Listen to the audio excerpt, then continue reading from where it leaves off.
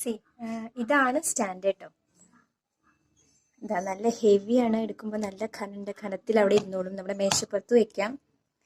അത് കഴിഞ്ഞ് കഴിഞ്ഞാൽ നമുക്ക് നിലത്തും എടുത്തിട്ട് ഇങ്ങനെ കൊണ്ടുപോയി വെക്കാം. നിലത്ത് വെച്ച് ഇങ്ങനെ കൊണ്ടുവന്ന് ഇവിടെ വെക്കുകയും ചെയ്യാം. ബെഡിലോ സോഫയിലോ എവിടെ വേണമെങ്കിലും വെച്ചിരുന്ന് ചെയ്യുകയും ചെയ്യാം. ഇതാ നല്ല ഖനമുള്ള സാധനമാണ് കേട്ടോ. ഇത്ര പോകുന്നതാ. ഇതേമാതിരി ഇവിടെ സ്ക്രൂ ഉണ്ട്. നമുക്കിത് ലൂസാക്കി ഇത് രണ്ടെണ്ണം പൊക്കി കഴിഞ്ഞാൽ ഇതിൻ്റെ ഉള്ളിൽ നമുക്ക് റിങ് വെക്കാം. പിന്നെ താഴ്ത്തിയിട്ട് തിക്കായിട്ട് അവിടെ നിന്നോളും, സ്റ്റിഫായിട്ട് അവിടെ നിന്നോളും. നമുക്ക് ചെയ്യാം. ഇനി മറിച്ചിടണമെന്നുണ്ടെങ്കിൽ ഇതിനെ പിടിച്ചിങ്ങനെ കടത്തേ വേണ്ടുള്ളൂ.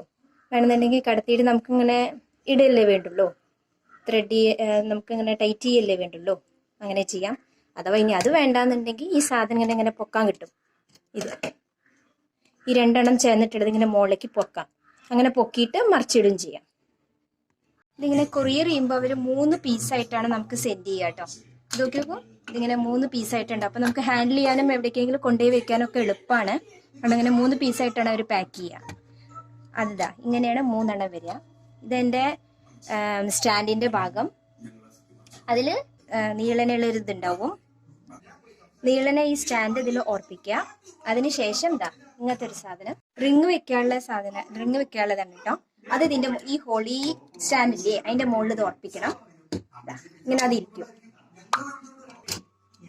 ഇങ്ങനെ സ്റ്റാൻഡ് ഇതിൽ ഉറപ്പിക്കുക. അത് എവിടേക്കും പോയില്ലേ, ഇത് സ്റ്റിഫായിട്ട് അവിടെ തന്നെ നിൽക്കും. കണ്ടില്ലേ, അതേമാതിരി സ്റ്റിഫായിട്ട് നിൽക്കും. പിന്നെ നമുക്ക് ടൈറ്റ് ചെയ്യാനും ലൂസ് ചെയ്യാനുള്ളതാണ്. ഇതാ ഇവിടെയാണ് ഇങ്ങനെ ലൂസാക്കുക. എന്നിട്ട് ഇവിടെയാണ് നമ്മുടെ സ്റ്റാൻഡ് വെക്കേണ്ടത്, റിങ് വെക്കേണ്ടത്. ഈ ഹോളിന്റെ ഇടയിലാണ് നമ്മൾ റിങ് വെക്കുക.